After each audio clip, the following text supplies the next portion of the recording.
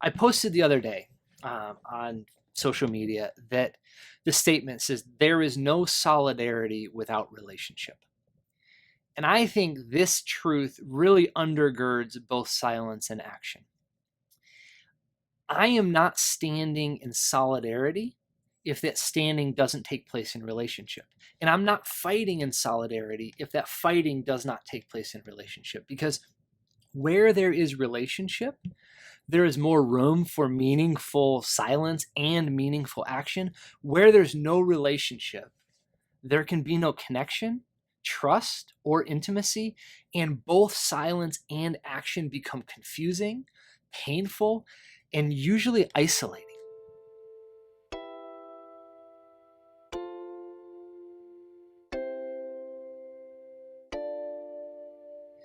I believe that living, loving, and leading from groundedness takes intentionality, effort, and creativity, and it takes time, which is what we do in each Grounded Moments episode.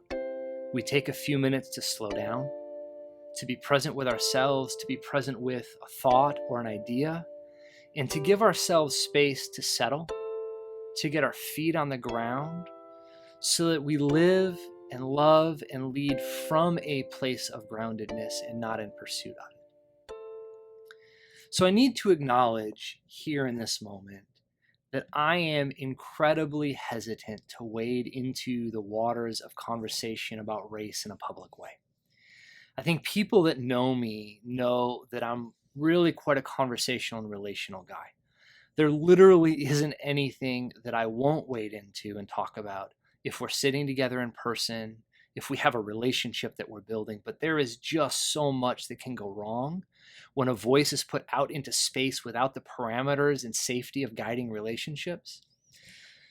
So this is really terrifying for me, to take time and speak from my heart, to speak vulnerable about how I'm conceptualizing things, about how I'm thinking about the wrestling that I'm doing, without having really any idea who is going to hear this and how you might respond to it.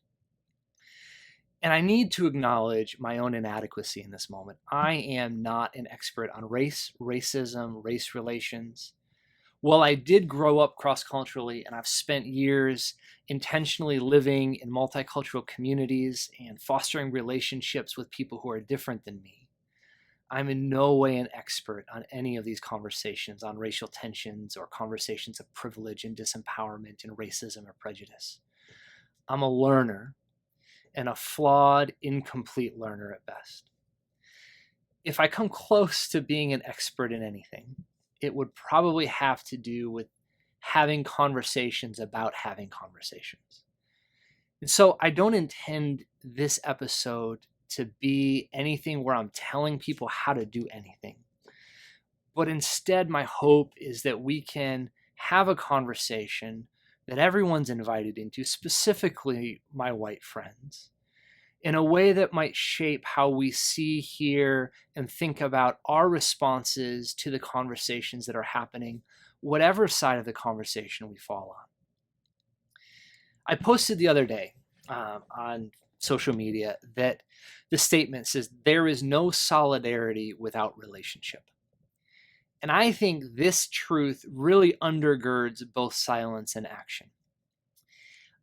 I am not standing in solidarity if that standing doesn't take place in relationship.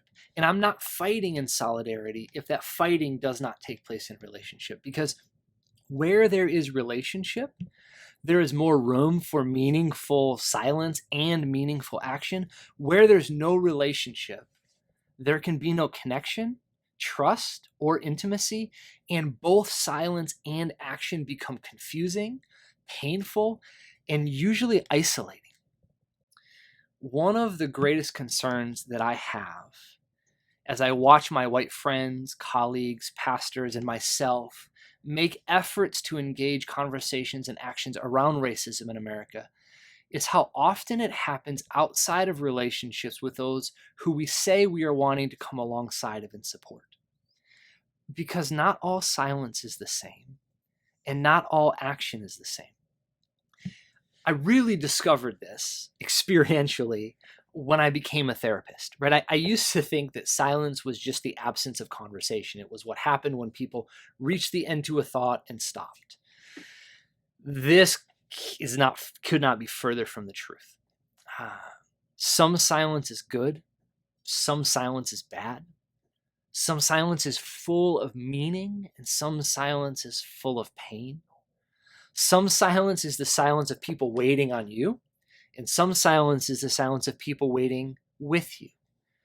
Some silence is the silence of people being with you without the need to do anything. Some silence is avoidance. Some is solidarity. Some silence is hot anger. And some is ice cold disconnection and rejection. Some of us don't have to think any further about how silence was used in our lives than in our own homes that we grew up in as children. I would imagine that some of us have experienced that kind of beautiful silence of people being in a room together and sharing space and feeling connected without the need to be saying anything. I think about the way my daughter and I will hold eye contact, communicating so much without ever making a sound, whereas we just stare into each other's eyes and we just know that we're known and that I see her and that she sees me and that we see each other. And I think that some of us experienced silence in our homes growing up that was used much more as punishment. Silence that actually filled the space with pain and anger, even when it wasn't spoken. So it's not enough to simply talk about silence when it comes to our current cultural tension and race. It's, should I speak up or should I be silent? That's really not even the right question. When we're talking about silence versus action, we must talk about what kind of silence and what kind of action. Because just as silence means so many things, right, so does action. Right? Some actions are good, some are bad. Some actions are full of meaning and some actions are full of pain. Sometimes it's the actions of people fighting with you. Some action is that of people fighting against you. Some action is avoidance. Some action is solidarity. Some action is hot anger, and some action is ice cold disconnection and rejection, just like silence. Think again for a minute about your own families. Did you ever have one of those experiences where like you were struggling to figure something out on your own and your parent came up to you to help you, only to take over your task because they didn't think you could do it? And instead of feeling helped, you ended up sitting there ashamed and disempowered? Right? The kind of silence matters, and the kind of action matters.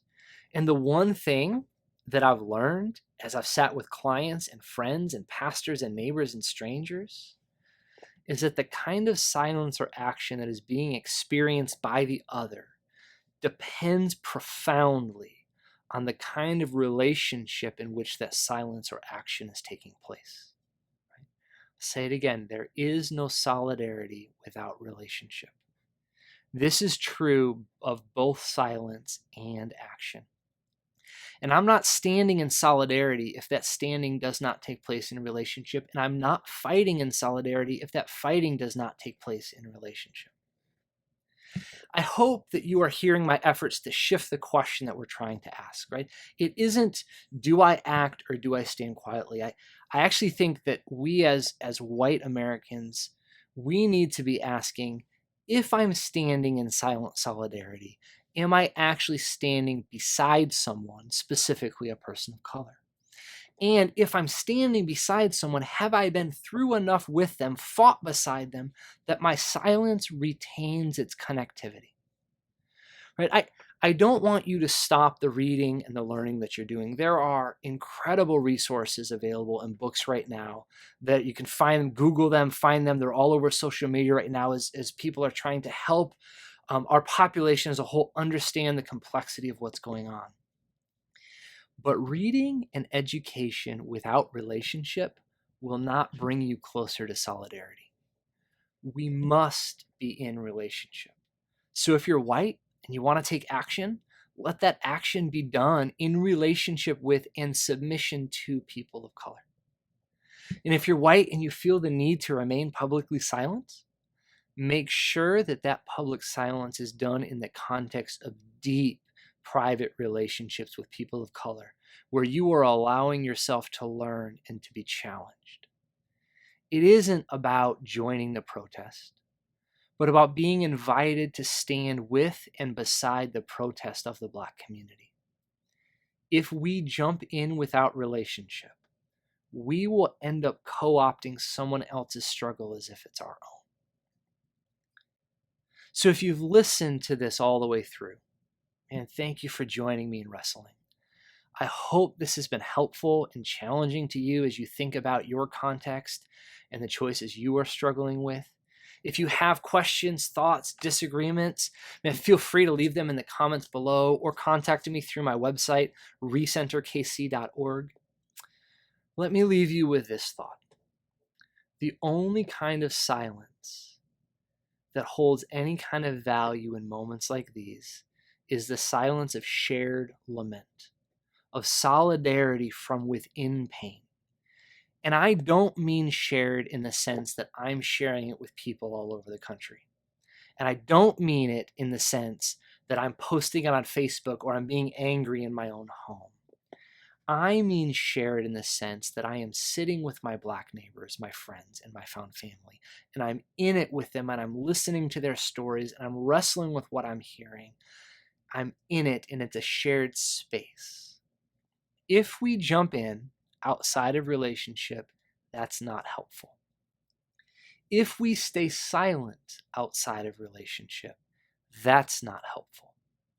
If we want to be helpful, we must start by crossing boundaries and intentionally building relationships with people of color. Let us, as a people, find the courage to step out of our relational comfort zones and build true, dynamic, challenging, life-altering relationships with those who are different than us. When we do, we will discover that whatever we choose holds a very different meaning with very different implications. That's where we need to begin. So thank you for joining me on this episode of Grounded Moments. I hope you'll continue to wrestle with me. Be kind to yourself, and we'll talk soon.